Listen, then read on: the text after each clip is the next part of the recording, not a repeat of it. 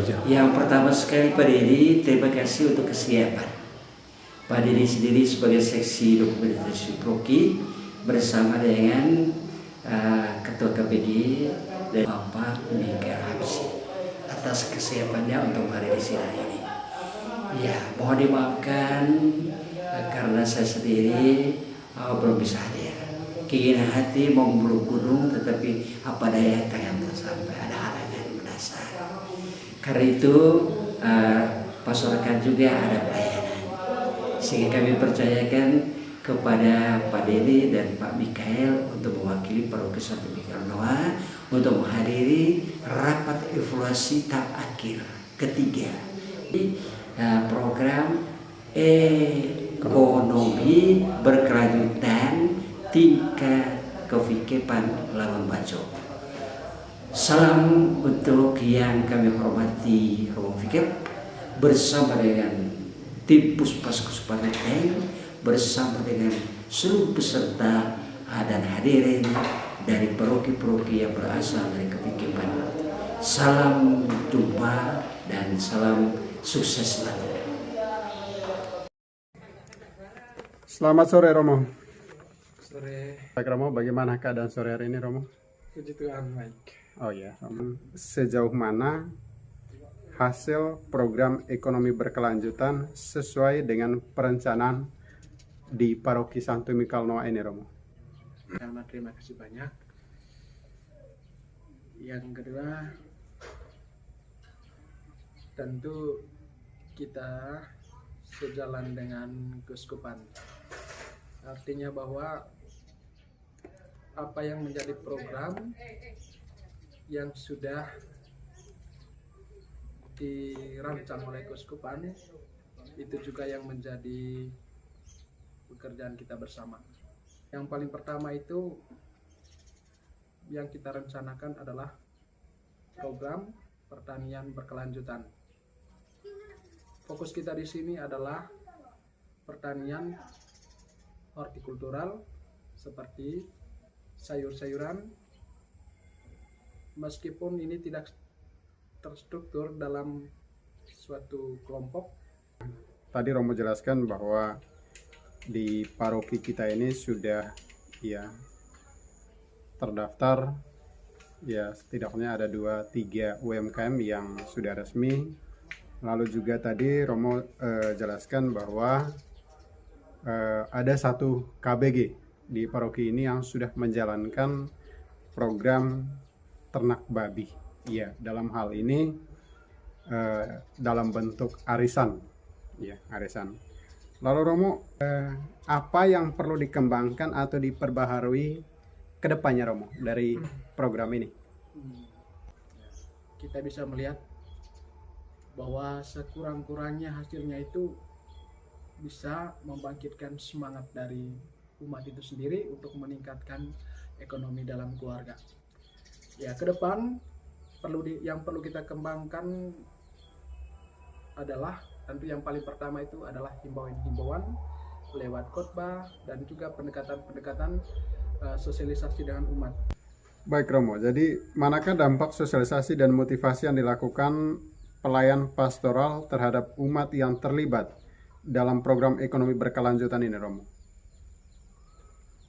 Dampak sosialisasi dan motivasi yang dilakukan pelayan pastoral terhadap umat untuk terlibat dalam program ekonomi berkelanjutan ini, yang pertama meningkatkan pemahaman dan juga kesadaran umat mengenai pentingnya mengembangkan ekonomi berkelanjutan itu.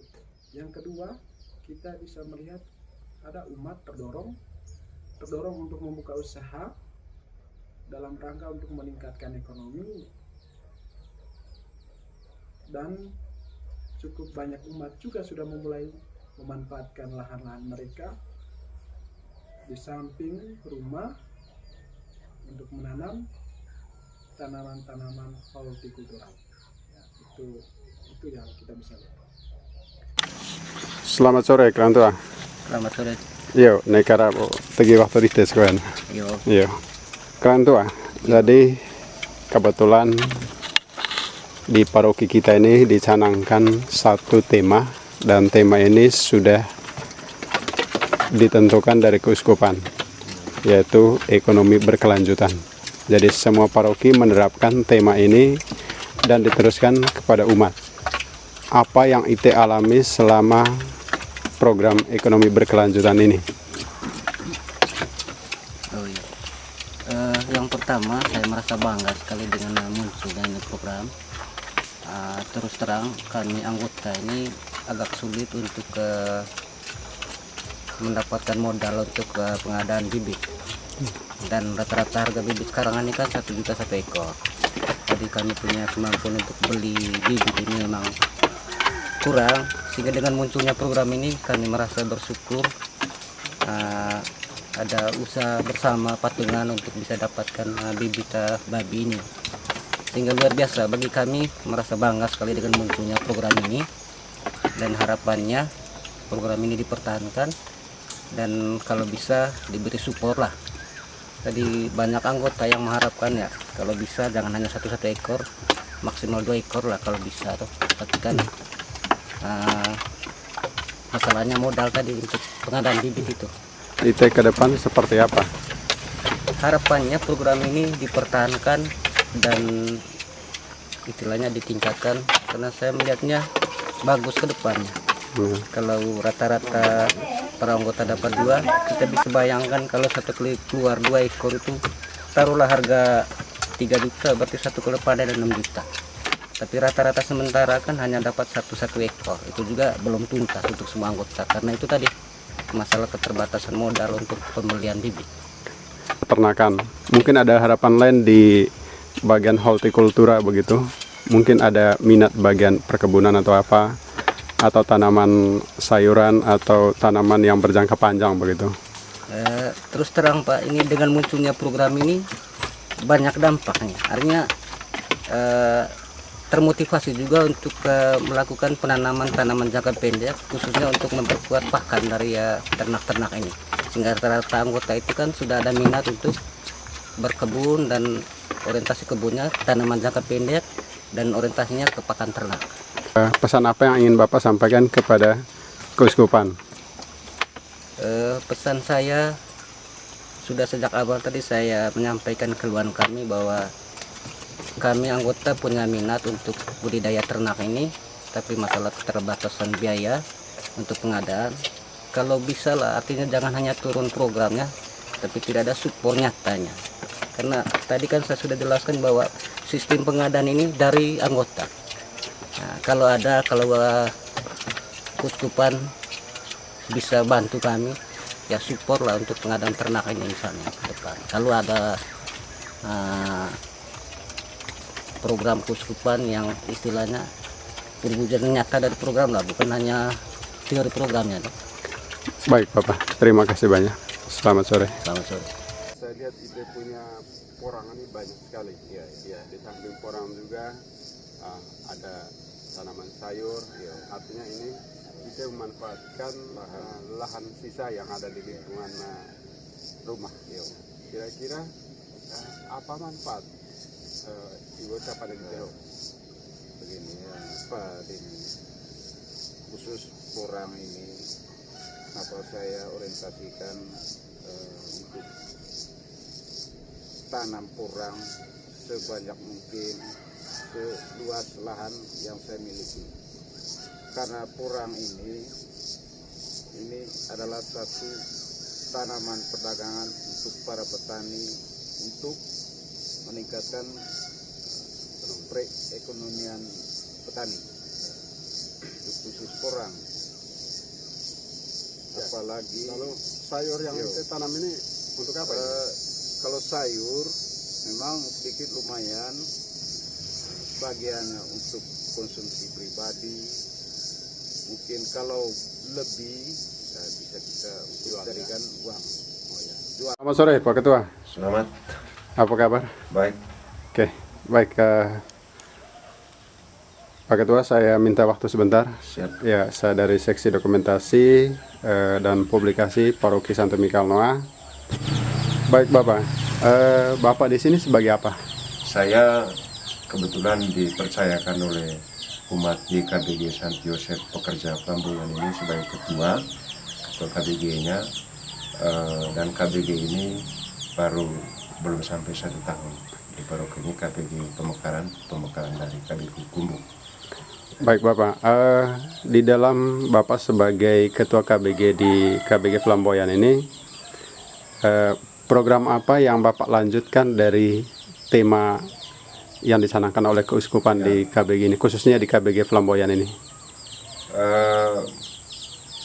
Program yang dicanangkan oleh keuskupan itu adalah tentang ekonomi berkelanjutan. Maka saya selaku ketua KBG di sini menanggapi program itu, dan saya mencoba untuk berdiskusi dengan beberapa penasihat KBG, dan kami waktu itu sepakat untuk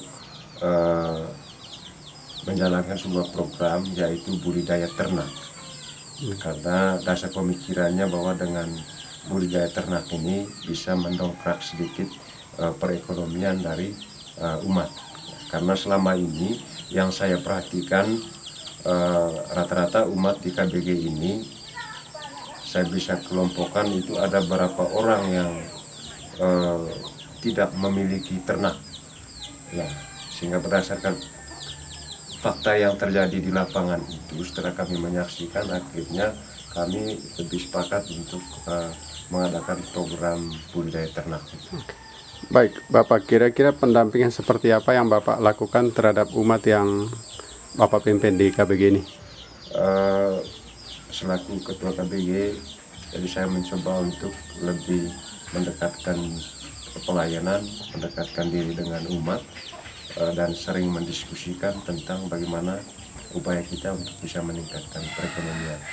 Ya, salah satunya kami sharing itu tentang budidaya ternak itu, yang awalnya memang agak sulit sedikit, ya begitu.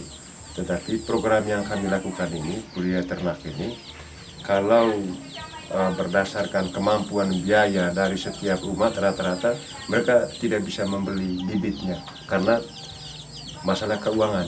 Ya, jadi uang 1 juta itu menurut mereka adalah agak sulit untuk mereka dapat. Dan sementara yang beredar sekarang bahwa harga bibit itu sekitar 1 juta. Nah, untuk mengantisipasi itu kemarin, saya mencoba bicara dari hati ke hati dengan umat, bagaimana kalau misalnya kita melakukan sebuah kegiatan, yaitu kita mengumpulkan uang setiap bulan. Ya, dari 25 KK ini kami mengumpulkan uang sebanyak 50.000 1 bulan, ya, dan jumlah uang itu sebanyak 1.250.000. Ya. Baik Bapak, kira-kira harapan yang Bapak ingin ke depannya seperti apa? Bukan hanya untuk KBG ini, tetapi untuk seluruh umat di Paroki Santo Mikael Noah ini. Untuk seluruh umat di Paroki Santo Mikael Noah, artinya kami sekarang kan sudah berjalan program ini, dan buktinya tadi IT sudah merekam semua beberapa kandang itu yang sudah di dalam ada isinya, dan ternak itu bisa ada itu tadi karena sistemnya patungan. Ya, saya mencoba menggali pemikiran mereka untuk bisa melakukan patungan 50.000 per bulan itu. Setiap bulan kami rutin melakukan pengumpulan 50.000, dan sehingga harapan saya untuk paroki ini mudah-mudahan sejalan juga dengan teman-teman KBG yang lain, supaya ini bisa direspon dengan baik, bahwa kita sebagai ketua, sebagai pemimpin juga harus punya ide, punya pemikiran, yang penting pemikiran yang sifatnya membangun. Ini mau tanya sedikit tentang berkaitan dengan program yang dicanangkan oleh Keuskupan Ruteng dengan tema ekonomi berkelanjutan yang diterapkan di seluruh paroki di wilayah Keuskupan Ruteng yang sudah dijalankan sejak awal tahun 2023. Ya. Karena itu Bapak, sedikit saya mau tanya, kira-kira sejauh mana hasil program ekonomi berkelanjutan yang sesuai dengan perencanaan paroki yang dijalankan di Paroki Santo Mikael Noah ini, Bapak? Terima kasih. Yang pertama-tama kami menyampaikan banyak terima kasih kepada Seksi Ekonomi Keuskupan Ruteng, di mana Seksi Ekonomi Keuskupan Ruteng melihat kekurangan-kekurangan, kelemahan-kelemahan umat dalam memerawat, dalam meningkatkan ekonomi di keluarga mereka masing-masing. Saya mengucap terima kasih dengan program ini. Program tentang ekonomi berkelanjutan di tingkat paroki Santo Mikael Noah berpusat ada beberapa fokus pada beberapa kegiatan. Yang pertama tentang penggemukan hewan khususnya babi, dan ini berlokasi di KBG Pelamboyan, Paroki Santo Mikael Noah. Dan hasil pantauan kami bahwa program ini dapat berjalan dengan baik dan hasil-hasil usaha mereka kelihatannya berhasil. Jadi itu di bagian penggemukan babi. Yang kedua di bagian tanaman buah-buahan. Paroki Noah fokuskan tentang nanas yang berlokasi di stasi Wemasa,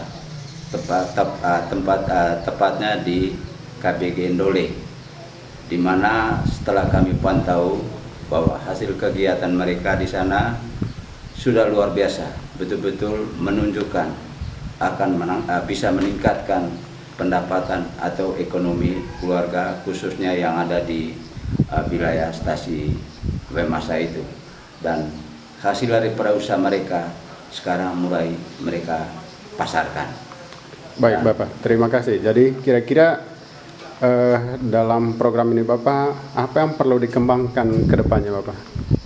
Mungkin dari dua panevo yang difokuskan oleh Paroki Santo Mikael Noah, mungkin sosialisasinya semakin ditingkatkan lagi, karena memang sumber daya daripada umatnya sangat terbatas, sehingga perlu ada sosialisasi lebih tingkat lagi. Ya, baik Bapak, jadi tadi Bapak jelaskan bahwa ya sedikit keterbatasan di sini adalah berkaitan dengan sosialisasi ya, karena melihat sumber daya yang dimiliki oleh umat ya. Baik Bapak, ini kira-kira bagaimana partisipasi umat dalam program ekonomi berkelanjutan ini Bapak di paroki ini? Kalau melihat dari partisipasi mereka sambut dengan antusias dengan program ini. Hanya mereka terbatas pada sumber daya mereka dalam menyambut program ini. Kalau sambutannya bagus. Oh, ya. Baik Bapak, kira-kira manakah dampak sosialisasi dan motivasi yang dilakukan pelayan pastoral terhadap umat yang terlibat dalam program ekonomi berkelanjutan di Paroki Santo Mikael Noah ini? Jadi hasilnya setelah mereka pasarkan jelas bisa meningkatkan pendapatan keluarga mereka masing-masing, dan ini perlu ada peningkatan sosialisasi supaya pemahaman mereka semakin luas lagi. Baik Bapak, terima kasih, demikian informasi yang kami dapatkan. Selamat pagi Bapak. Selamat pagi.